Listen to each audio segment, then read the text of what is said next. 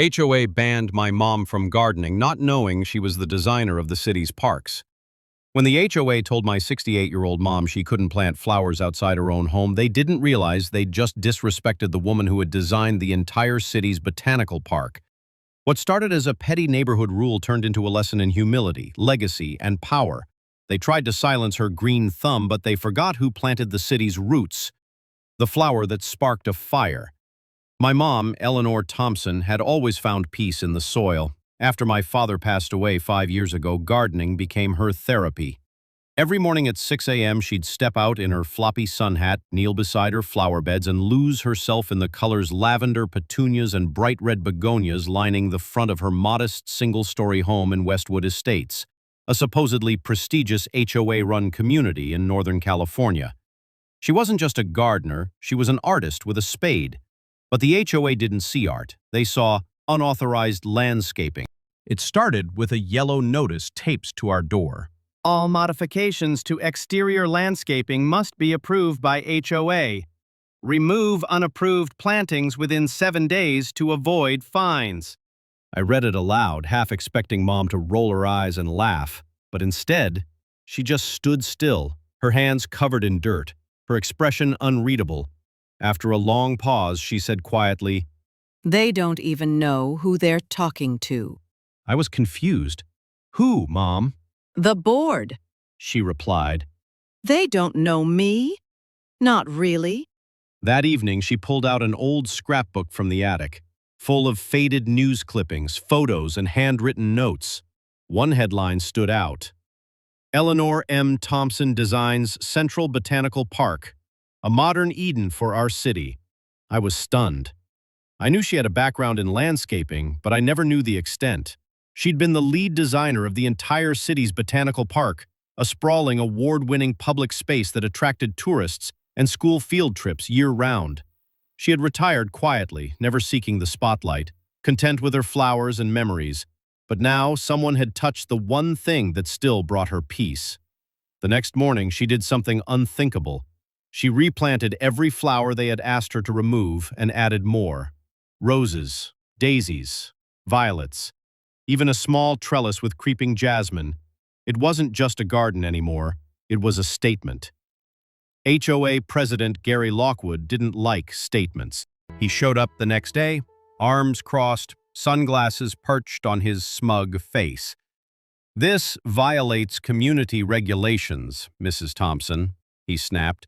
You're in breach of Code 4.1c. My mother calmly replied, Is that the one that bans joy? I tried to pull her away, but she stood her ground. Gary took a photo of the yard. Expect a fine. That evening, the fine notice came, $150 per day. I offered to pay it. She refused. They don't get to bully me off my own porch, she said. Not after everything I've built. In the days that followed, something strange happened. Neighbors started stopping by. An elderly couple asked for flower advice. A middle-aged woman brought a potted fern and asked Mom if she could teach her to garden. A young boy knocked on the door and said, Are you the lady who made the flower park? Word was getting out, but the HOA doubled down. A second notice came, then a third. Threats of legal action followed. They even sent landscapers one morning to rip out the plants. But Mom had already beaten them to it. She had carefully dug up every flower the night before and moved them to a community lot 3 blocks away. A lot she didn't own, but had big plans for. What are you doing? I asked. Something they can't fine me for, she smiled.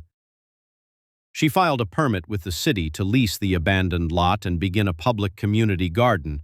Within a week, she had volunteers, neighbors, passers-by, even kids from the local high school. It didn't take long before it became the talk of the neighborhood.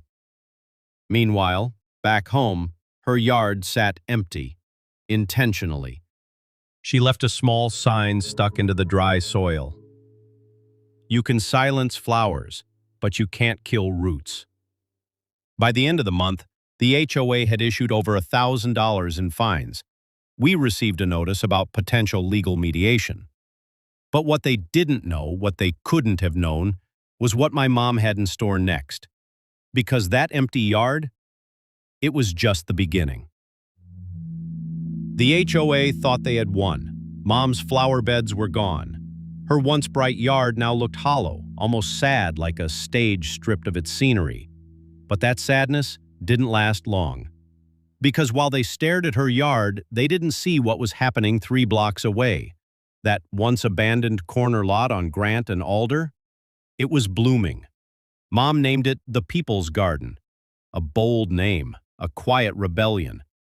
She leased the land through a community beautification program, using a clause she knew about from her city planning days. She paid just $1 a year to secure it. Within days, she'd planted starter beds and built raised boxes. Neighbors began bringing over their own flowers, seeds, and compost. Volunteers helped build benches. One neighbor even painted a mural of butterflies and children playing in a field. Word spread fast. Local papers picked up the story. Retired landscape architect builds community garden after HOA bans her yard. But it wasn't just a feel-good story. It was personal, especially for Gary Lockwood. He showed up at the community garden one afternoon, flanked by 2 HOA board members, Susan Green and Charles Kent. They didn't step onto the property, just stood across the sidewalk like buzzards. "I hope you're not using HOA resources or contacts to fund this," Gary said. Mom didn't even look up from her planting. "This is public land, outside your jurisdiction.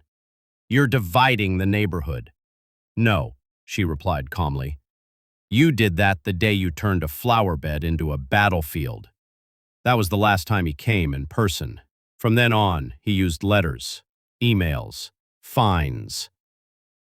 The HOA claimed the HOA name was being associated with a renegade community effort, demanding she stop referencing the board in any interviews.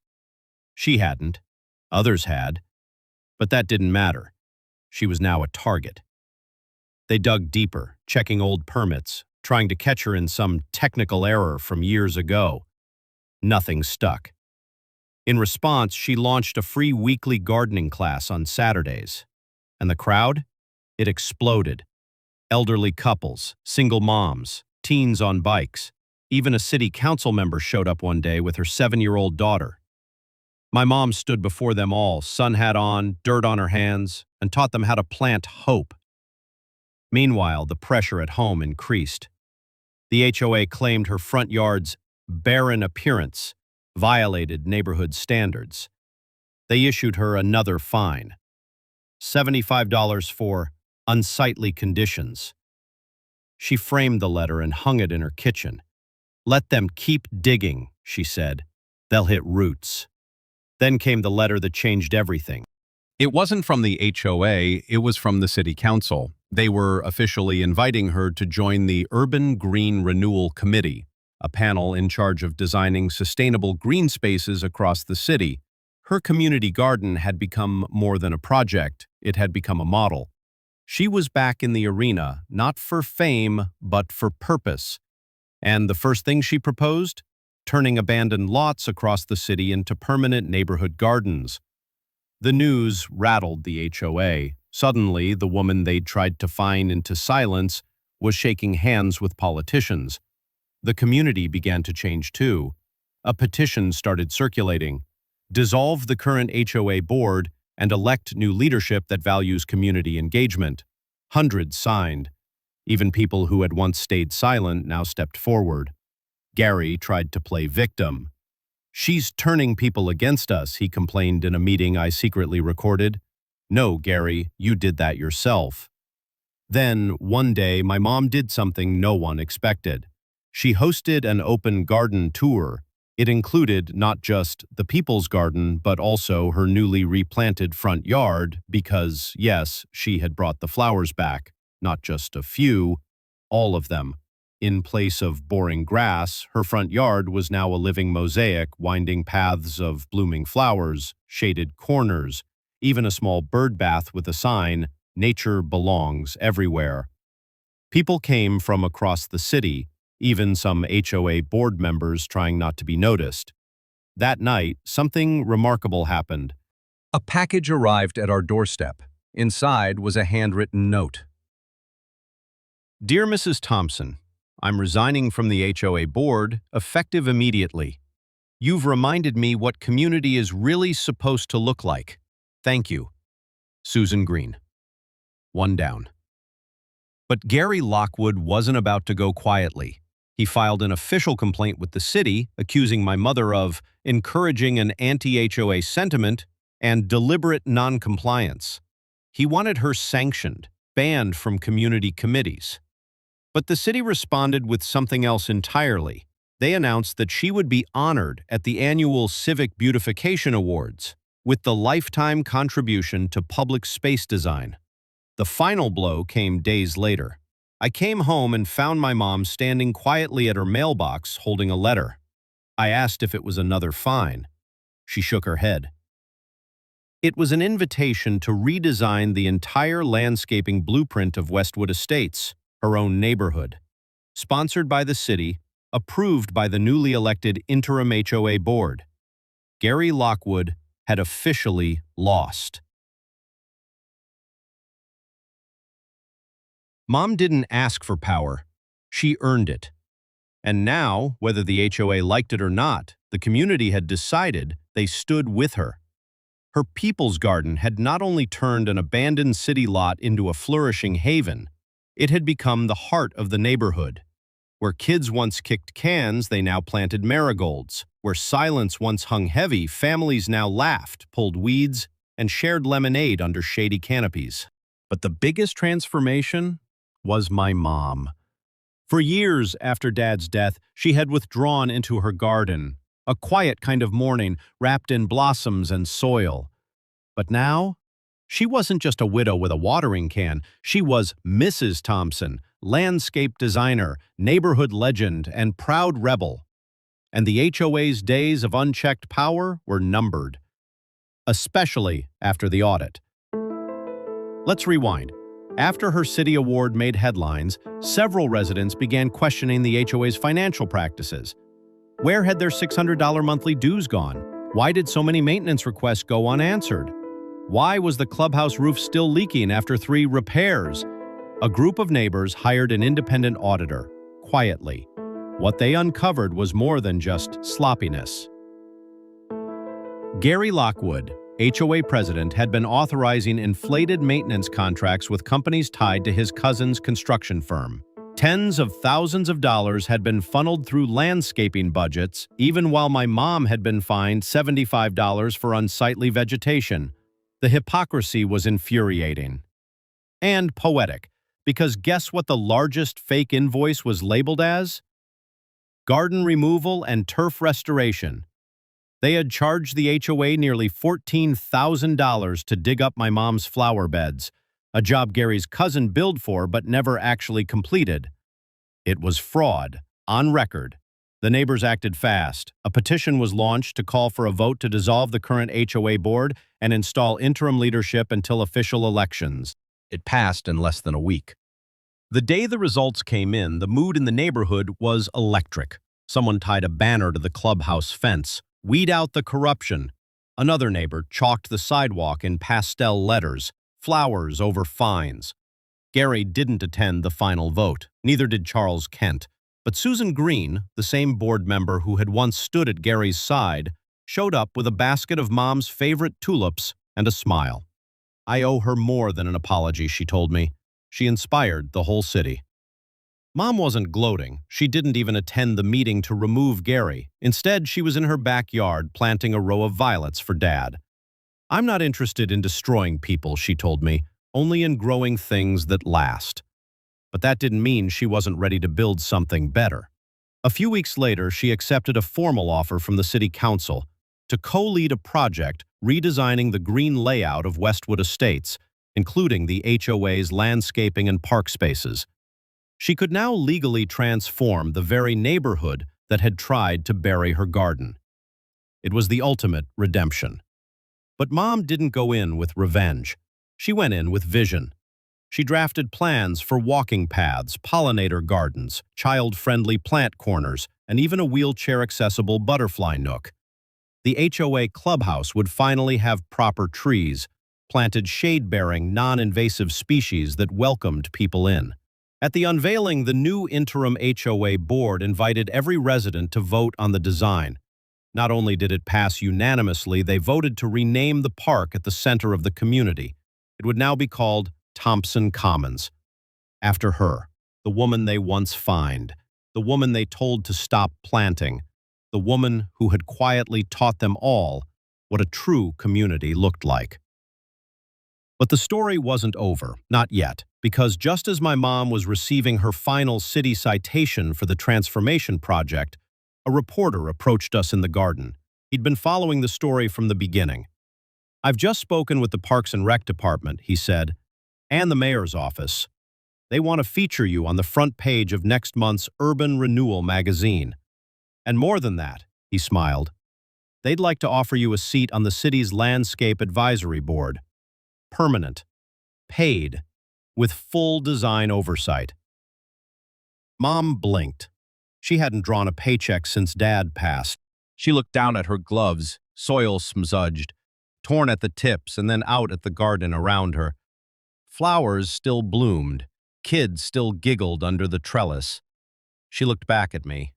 "I think I'm ready," she whispered. And I saw something in her eyes I hadn't seen in years. Peace, pride, and the thrill of a new beginning. The day of the city's garden dedication arrived like spring itself, slow at first, then suddenly full of life. There were rows of folding chairs set up under white canopies, a string quartet tuning instruments near the hedge, and a long table of lemonade, shortbread, and sunflowers in mason jars. Everyone from the neighborhood came, but not just them. City officials, journalists, and park architects from across the state had arrived to celebrate the woman who had quietly, humbly changed everything, my mom. She wasn't used to speeches. When the mayor handed her the microphone, she just stared at it for a second. Then she looked at me. I gave her a nod. She breathed in, then spoke. "I don't like microphones," she said with a gentle laugh, which made the crowd chuckle too. "I like shovels and seeds and silence when things bloom." A pause. This garden started as grief, but it grew into something else. It grew into a second chance. Her voice cracked a little, but she smiled through it. If you plant something with love, eventually, it feeds everyone, even those who once tried to pull it up. Applause filled the park. But my mom, she just bowed her head modestly, tears catching in the corners of her eyes. That afternoon, the garden was officially renamed Eleanor's Grove, in honor of the woman who brought Westwood back to life. There was a bronze plaque at the entrance, carved with vines along its edge, and beneath her name were the words, "Where flowers bloom, so does hope." It was the same quote she'd once taped to our fridge after Dad died. Now it would live here forever, but her journey wasn't over. Shortly after the dedication, she accepted her seat on the City Landscape Advisory Board. And over the next few months, she worked tirelessly designing accessible community gardens across the metro area. Each had its own identity, some themed for pollinators, others built for sensory stimulation for children with autism, others meant for urban food access. But all of them bore the subtle thumbprint of her style. Graceful archways, hidden benches, birdhouses painted by local kids, and signs that always read, "Planted by neighbors, grown for everyone." Meanwhile, back in Westwood Estates, the new HOA board had transformed too. They'd slashed dues, held monthly open forums, and even partnered with Mom to offer residents free seeds and gardening lessons. A waiting list formed for her Saturday morning classes. Teenagers, young moms, retired couples, they all came to learn. It was like she'd unearthed something inside everyone, some buried hope or long-lost joy. The lawns started changing, gardens bloomed beside hedges, fruit trees replaced sterile grass. Porches were suddenly draped in hanging baskets. It was no longer a subdivision. It was a community. One afternoon, as we were trimming herbs in Eleanor's grove, a little girl ran up to my mom, holding a crayon drawing. It showed flowers, a big smiling sun, and stick figure people. She pointed proudly at one figure in the middle. "That's you." My mom looked at it carefully and smiled. You gave me curly hair. Because you're the garden queen. The girl said. You make all the flowers listen. We both laughed. But later that night, when I found that drawing taped to the fridge, I realized something. My mom had always made things grow, even when she was hurting, even when the world tried to tell her no, especially then.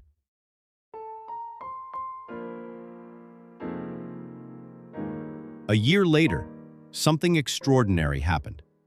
The National Horticulture Council announced that Eleanor Thompson had been selected as a recipient of their Lifetime Achievement Award for public impact in urban landscape transformation. It was the highest honor in her field. The ceremony was held in Washington, D.C. The president of the council stood at a podium before hundreds. He read her citation aloud. For cultivating not only gardens but entire communities, for turning mourning into movement, for proving that flowers bloom best where resistance once stood. As she took the stage, the crowd stood in ovation. I've never seen her smile so brightly. She whispered as I hugged her, "Your dad would have loved this." And I nodded because I knew it was true. Eleanor Thompson passed away peacefully 5 years later. In her will, she asked for just one thing: to have her ashes scattered in the garden she once wasn't allowed to plant. So we did. On a quiet spring morning, under a sky the color of robin eggs, we returned to Eleanor's grove. Neighbors came, friends, former HOA members, now lifelong volunteers. And we said goodbye not just to a woman, but to a living legacy. Today, there's a new garden design course offered at the community college in our city. It's called Landscaping with Love, the Eleanor Method. There's a mural at the park's entrance now, too. Kids painted it last year. It shows a woman kneeling with a trowel in hand, a wide straw hat on her head, surrounded by flowers. Above her is a banner of color that reads, "They told her to stop planting, so she planted everywhere."